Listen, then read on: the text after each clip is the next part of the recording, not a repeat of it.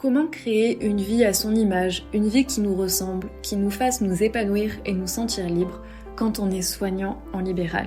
Bienvenue dans Soignant Entrepreneur, le podcast qui parle de la vie de soignant libéral et d'entrepreneuriat. Salut et bienvenue dans un nouvel épisode de Soignant Entrepreneur. Cette semaine, j'avais envie de te parler d'un sujet assez intéressant qui est: est-ce qu'on est vraiment libre quand on est entrepreneur?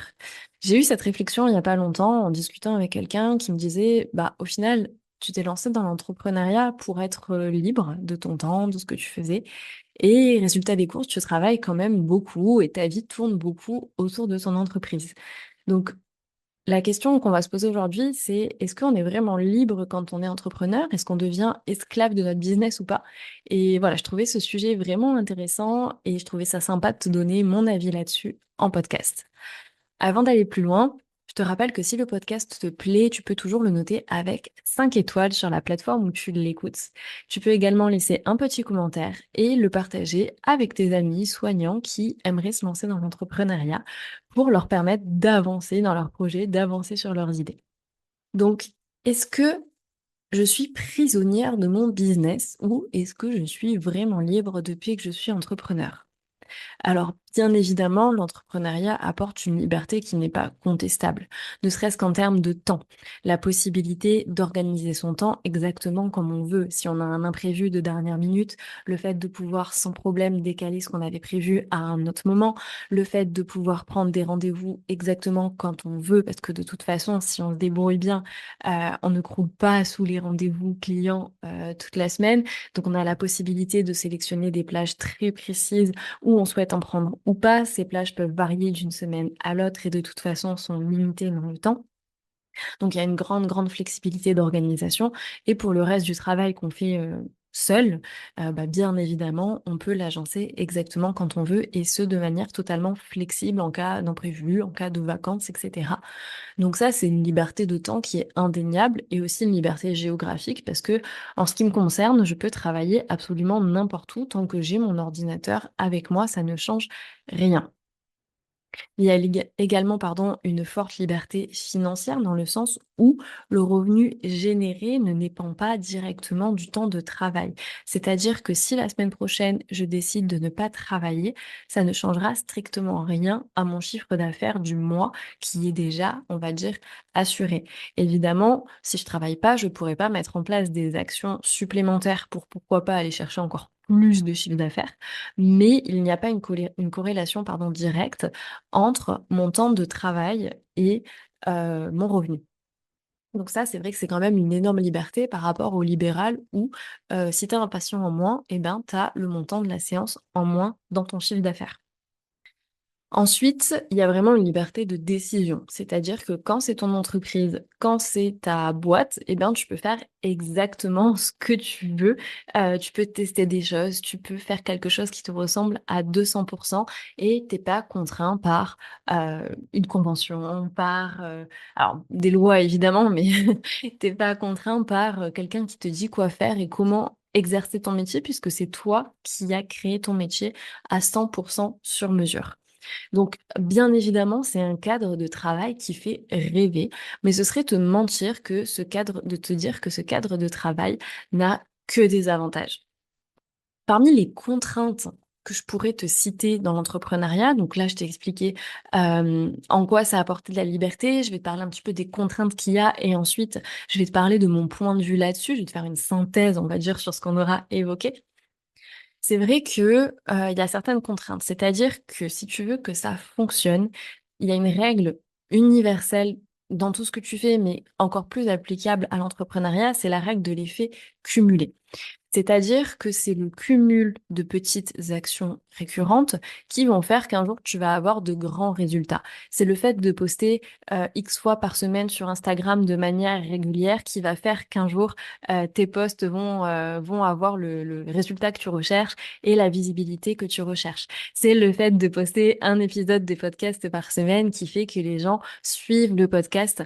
euh, l'écoute et que l'audience est fidélisée et ainsi que le podcast peut avoir l'impact souhaité. C'est le fait d'être présent de manière récurrente dans les mails de ta base mail qui fait que les gens vont penser à toi, vont t'avoir en tête le jour où ils voudront se tourner vers tes services et qui fait que tu vas avoir des résultats. En fait, pour plein de choses, ce qui prime, c'est la régularité. La répétition de petites actions, c'est pas un jour de travail intensif qui va te donner des résultats, c'est la récurrence de petites actions régulières.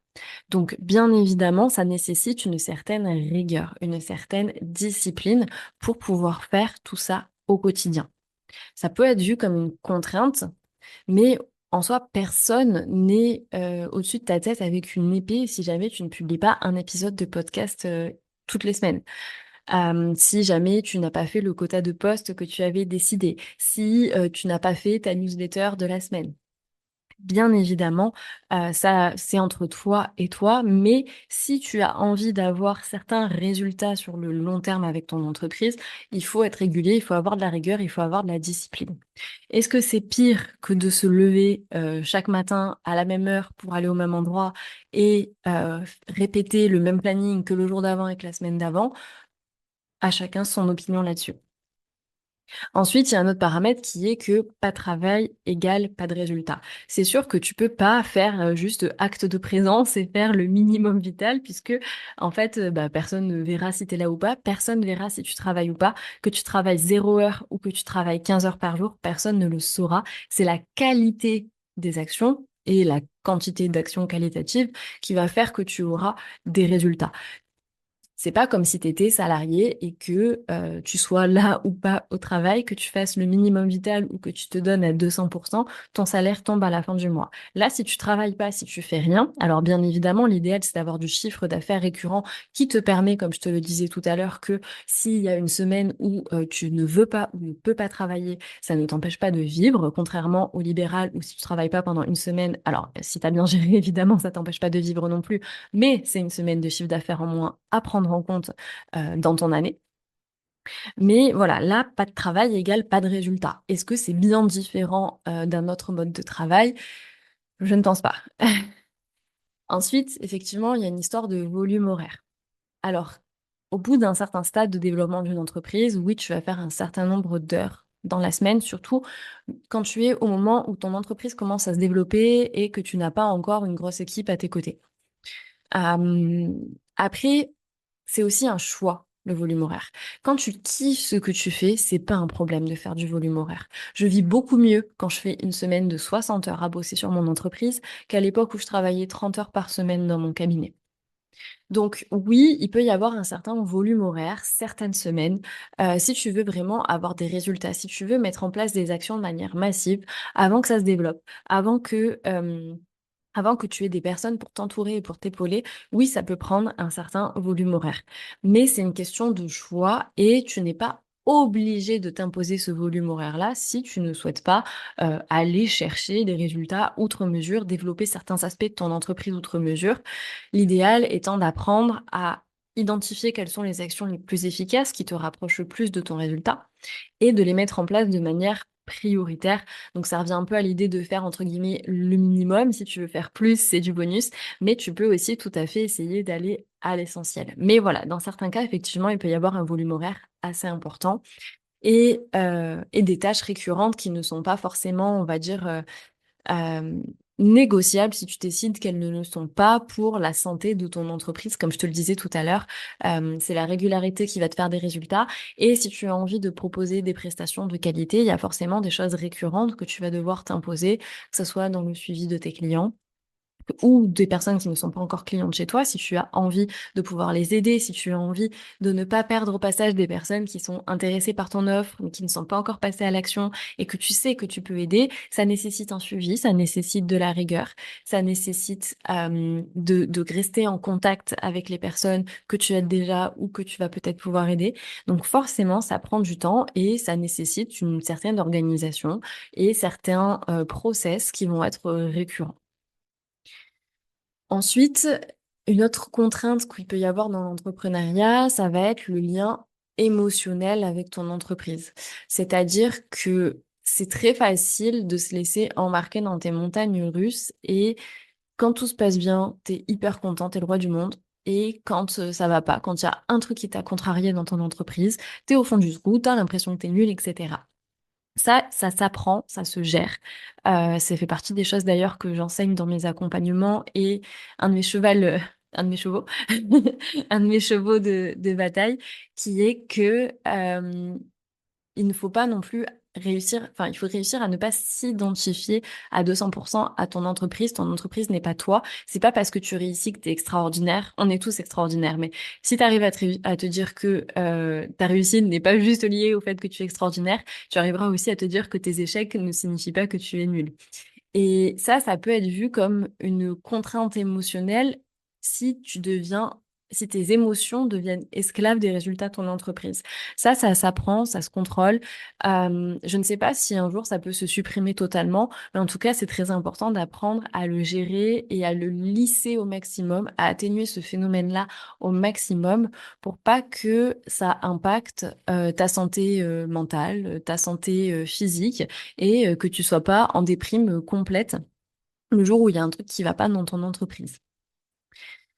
Ensuite, une autre contrainte qu'on peut percevoir, c'est à partir du moment où tu travailles en équipe, que tu es plus seul, et ben tu vas devoir, entre guillemets, rendre des comptes à quelqu'un. Même si c'est ton entreprise, que c'est toi qui décides et que les personnes qui travaillent avec toi et c'est pas toi qui travailles pour elles, voilà, tu vas quand même devoir, pour respecter le travail de ces personnes-là et aussi qu'elles puissent en échange te fournir un travail qualitatif si elles travaillent avec toi sur ton entreprise, tu vas devoir anticiper, tu vas devoir t'organiser, tu vas devoir leur donner les éléments dont elles ont besoin en temps voulu, tu vas devoir les gérer, les manager, prendre du temps pour faire des points avec. Et ça fait partie des contraintes, entre guillemets, quand tu travailles avec des personnes au sein de ton entreprise.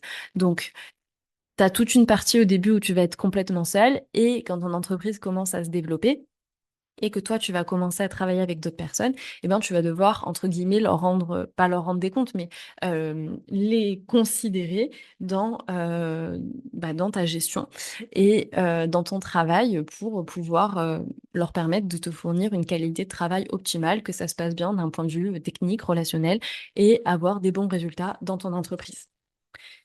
Et dernière contrainte que tu peux avoir, ben c'est vrai que dans certains cas, tu peux avoir des urgences à gérer pour ton entreprise, un problème avec une cliente, un problème technique. Tu as tout misé sur un gros événement pour ton entreprise, pour ton chiffre d'affaires du mois repose sur un gros événement et tu as un couac technique pour les mails, pour les inscriptions, etc.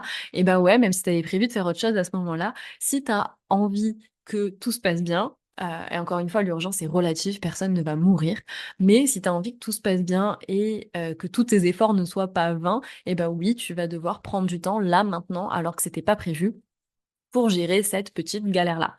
Donc, encore une fois, c'est à relativiser parce que le monde ne va pas s'arrêter de tourner si il y a un problème sur la sortie de ton podcast, si les gens ne se sont pas inscrits à ton webinaire ou n'arrivent pas à s'y connecter. Le monde ne va pas s'arrêter de tourner et l'entrepreneuriat, c'est aussi quand tu as ce genre de cas de figure, apprendre à rebondir et apprendre à trouver des solutions. Mais effectivement, pour la santé de ton entreprise, des fois, tu vas devoir gérer des petites urgences là où ce n'était pas prévu. Et c'est un peu le revers de la médaille de, OK, bah, tu peux décider de pas bosser pendant une semaine si ça te dit. Par contre, il y a peut-être des semaines où va falloir carburer et où il y a plein de choses qui vont te tomber sur la tête et où tu t'y attendais pas. C'est un équilibre permanent, c'est un équilibre à trouver, que ce soit au niveau de la flexibilité, au niveau de la liberté, au niveau du travail technique, au niveau de la gestion émotionnelle, et ça s'apprend. Donc moi, la vision que j'ai, c'est que oui, il y a certaines formes de contraintes dans l'entrepreneuriat. Hem, il y a effectivement des inconvénients, si je peux dire, à ce mode de travail-là, mais je pense que dans chaque mode de travail, il y a des inconvénients. Si tu es salarié, ben, tu pas vraiment libre de tes horaires. Tu pas libre de tes vacances, tu dois rendre des comptes à un patron, mais t'as pas la charge mentale de te dire: «Je suis responsable du chiffre d'affaires que je génère». En gros, tu fais tes heures, tu fais le travail pour lequel on te paye et voilà. Quand tu es en libéral, Oui, c'est assez facile selon les professions. Évidemment, je sais, il y en a pour lesquelles c'est plus difficile que d'autres, mais quand t'es orthophoniste, quand t'es kiné, t'as un chiffre d'affaires qui te tombe quasiment tout cuit dans le bec. Mais oui, en contrepartie, tu dois faire de gros horaires dans ton cabinet. C'est une grosse charge émotionnelle, c'est beaucoup de temps passé avec les patients.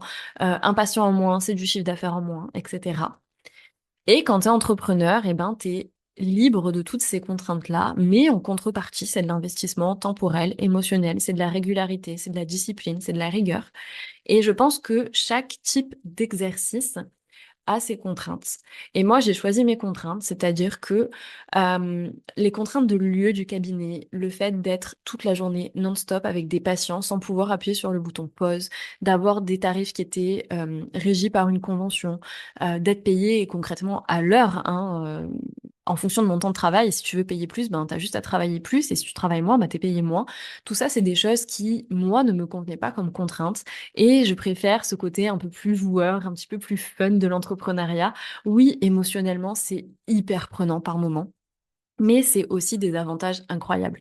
Là, si je veux partir en week-end du jeudi après-midi au mardi soir, je peux le faire parce que même si j'ai du travail à finaliser, j'ai juste à emporter mon ordinateur et je peux travailler. J'ai pas annulé de passion pour ça.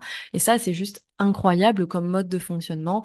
Le fait de pouvoir prendre toutes les décisions, de laisser libre cours à sa créativité, de savoir que aussi, si tu as bien fait les choses, peu importe combien d'heures tu vas travailler en plus ou en moins, ton chiffre d'affaires est assuré. C'est quand même assez incroyable. Là, j'enregistre ce podcast en octobre. Euh, Si je ne travaille pas jusqu'en décembre, que j'assure juste le minimum vital, c'est-à-dire les coachings de mes clientes et leur répondre, eh ben, je peux quand même me payer et payer les personnes avec qui je travaille jusqu'à début 2025, même si je ne travaille pas jusqu'en décembre.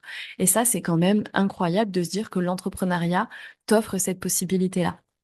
Alors oui, c'est en contrepartie d'efforts, de sacrifices, de temps passé, d'énergie investie, de beaucoup d'émotions, de hauts et de bas.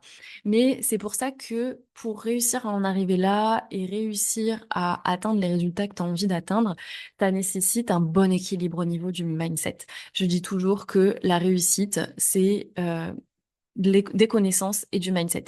Oui, il y a une base non négociable de connaissances, 40% de connaissances à la louche à acquérir, mais le reste, ce qui va conditionner ta réussite, c'est le mindset, ta capacité à rester constant. Alors, tu peux pas être tout le temps en forme, tu peux pas avoir tout le temps plein d'énergie, il y a forcément des hauts et des bas dans ta vie pro comme dans ta vie perso, mais de savoir gérer ça et dealer avec dans le temps, gérer les cycles d'énergie que tu vas avoir pour pouvoir durer dans le temps et apprendre à gérer un business, en fait, ça s'apprend. Devenir chef d'entreprise, ça s'apprend. Gérer une équipe, ça s'apprend. Identifier les tâches indispensables à la santé de ton business, ça s'apprend. Et ça fait partie de la base de l'entrepreneuriat. Et c'est pas pour rien que c'est ce que j'apprends en premier aux membres de mon accompagnement. Le premier module, la première grande partie, c'est vraiment à 200% sur le mindset avant même de parler technique, parce que c'est la condition sine qua non si tu veux qu'un jour ton entreprise fonctionne. Donc, est-ce qu'on est prisonnier de son business? Peut-être, peut-être, mais pour moi, la notion d'être prisonnier, elle est reliée au fait de ne pas avoir choisi. Pour moi, la liberté, c'est choisir. Et pour moi, choisir ses contraintes, c'est une forme de liberté. Quoi que tu fasses dans la vie, tout est un équilibre. C'est pas que du positif, c'est pas que du négatif, c'est pas que de la liberté, c'est pas que des contraintes. Et je pense que la vraie liberté, ce n'est pas d'avoir zéro contrainte, c'est de choisir ses contraintes. Sur ces très belles paroles, j'espère que cet épisode de podcast t'a plu. Si c'est le cas, je te rappelle que tu peux le noter avec 5 étoiles, me laisser un petit commentaire et le partager à quelqu'un qui a besoin de l'entendre. J'ai bien aimé cet épisode un petit peu plus philosophique, te partager un petit peu plus ma vision de l'entrepreneuriat. Si ça t'a plu encore une fois, fais-le moi savoir. Et puis moi, je te dis à la semaine prochaine pour un nouvel épisode de Soignant Entrepreneur.